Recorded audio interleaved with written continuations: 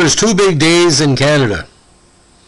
Hockey night in Canada, usually on Saturday nights, been going around almost 90 years, and election day in Canada. Now, the federal election is kind of unique because the United States election process is just so fucked up. Only two parties, boring, a bunch of right-wing and left-wing rhetoric. Half the people don't even know what they're doing half the time.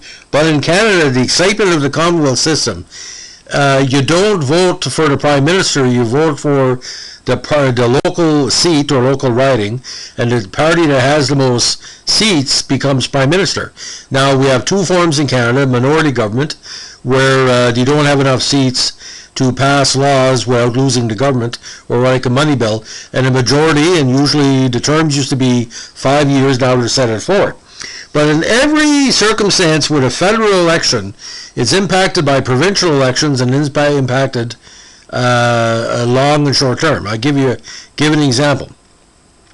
When Brian Mulroney first ran to be Conservative leader of Canada in 1976, he lost to someone by the name of Joe Clark. Joe Clark was a basic moderate, upstanding individual, more of a diplomat and a peacemaker than a leader. Now, when Pierre Trudeau, the recession and the downturn of the late 1970s, people wanted to vote him out, Joe Clark won a minority government. Joe Clark tried to bring in a whole bunch of reforms. Trudeau had quit, decided to come back. He brought the government down, and he got in for another 4 years, which led to Joe Clark's leadership being questioned. He had a what they call a convention to take a look at his leadership. He only won 2/3 of the vote. He decided to have a convention, and of course Brian Mulroney won. Mulroney was big in the Quebec Tories, carpetbagger for a number of years. He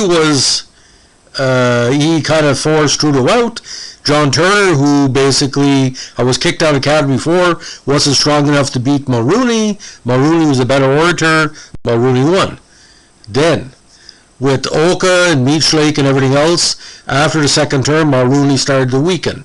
Jean Chrétien, who was a cabinet minister in Trudeau's government for a number of years, came back to run the Liberal Party.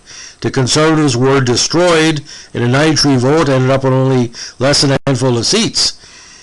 Western alienation picked up again, which led to the Reform and Alliance parties, which led to the PC party on the federal level disappearing because Mulroney pretty well killed it, and which led to Stephen Harper, who was in for 10 years, which led to the possible rise of Maxime Bernier, who basically didn't win the leadership against Andrew Scheer. The first person who finished behind him, Aaron O'Toole, when Scheer quit, when he couldn't beat the Liberals in Trudeau's second term, the second Trudeau, Aaron O'Toole became leader. He used the guy to finish behind Bernier, who only lost to Scheer by a few votes. So ripples. Now the best one is the provincial one in New Brunswick. I tell you why. I covered it.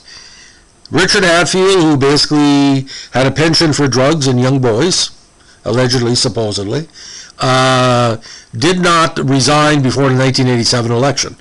The Conservative Party or PC Party in New Brunswick wanted him out. He didn't want to leave. He ran. He lost all 58 seats. So basically, there was no opposition in New Brunswick for 4 years. It led to the destruction of the PC Party. It took nearly 10 years to rebuild. Now, Blaine Higgs, the current Premier of New Brunswick, who's a PC Premier, came up with a concept that led to the Core Party, which was a white supremacist lead party that didn't believe in rights for the French or bilingualism. They rose up in place of the PC Party, won a number of seats, and were in opposition. However, they were fighting amongst themselves like the PC and Liberals used to. Then the PCs under Bernard Lord, he basically appealed to the Acadian and Core supporters, Conservative supporters in the province. He eventually became Premier. Later on, when David Alward, who was a consensus builder, very good Premier for both parts of the province, resigned, the MP for the Carleton County region, Mike Allen, ran against Blaine Higgs, didn't run a perfect campaign, some financial irregularities, he didn't fill the right forms, didn't get enough people for the vote. Blaine Higgs won the leadership. Brian Gallant, who seemed to be a second version of Justin Trudeau, ran against Higgs, and the old Core Party support and the old PC support from the 1980s that Hatfield had lost voted for Blaine Higgs, and he got a majority. So it's all a matter. Canadian elections are like soap operas. You know the episode where a shaded woman, you don't see her face, comes back, and she's the supposed dead ex-wife of the person that was supposedly dead in the series 2 years ago. But in New Brunswick, we know this. Justin Trudeau is hated in the majority of New Brunswick. However, in the North, they're not going to vote for him in the North Shore because nobody voted for Blaine Higgs in the North Shore. Blaine Higgs became premier with no support from the northern part of the province.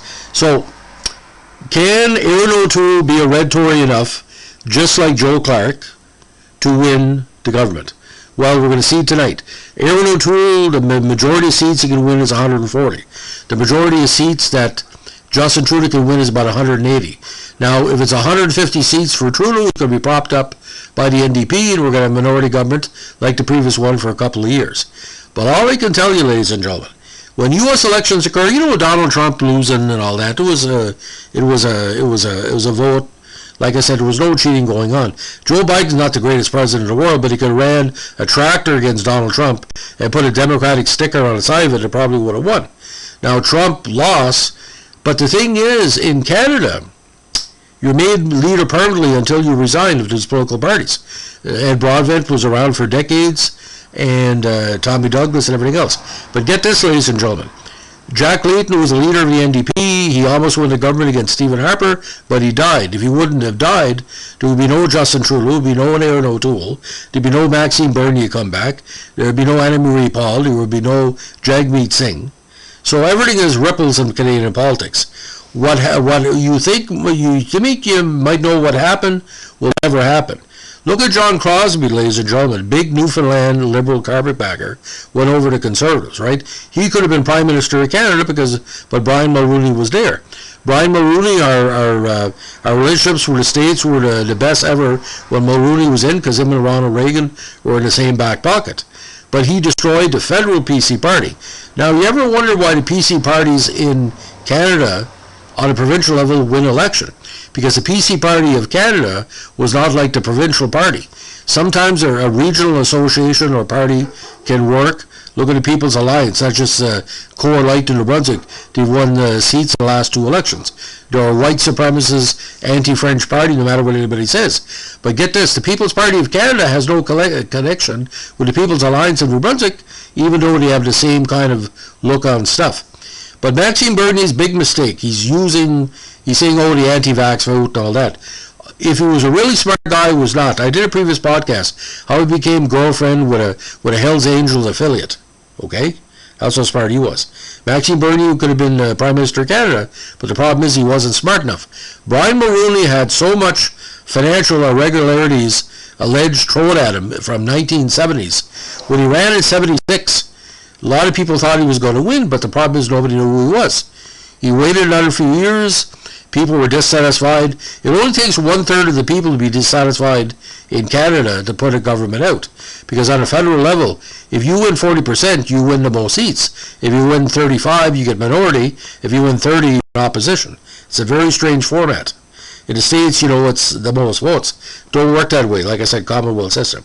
So when you watch the vote tonight, just remember, in 2 years from now, whatever happens tonight will lead to what's coming up. Canadian politics on the federal level has always been a soap opera. And like any soap opera, there's no end to it. We could go well back. We can talk about when John A. Macdonald with a conflict of interest scandal. We'll look at Louis Saint Laurent, who was so milquetoast, they kept him in because it was better than having Mackenzie King, a guy who talked to his dog and believing that his mother was talking to him in Mystic Side. You look at Diefenbaker, who Kennedy hated him, and he despised Kennedy as well, but he was a good consensus builder.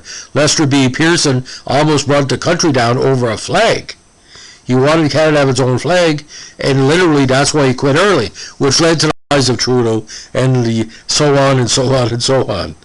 If Pearson wouldn't have quit, Trudeau and his minions from Quebec wouldn't have risen up. Anyway, so this podcast, by the way, is for my good buddy, an old pal, David Vautour, from up in Charlotte, Dalhousie region, Northern Brunswick. David has always been a big supporter of my political podcast, and David can tell you, Canadian politics, there's no end to it. Thanks for listening. Bye.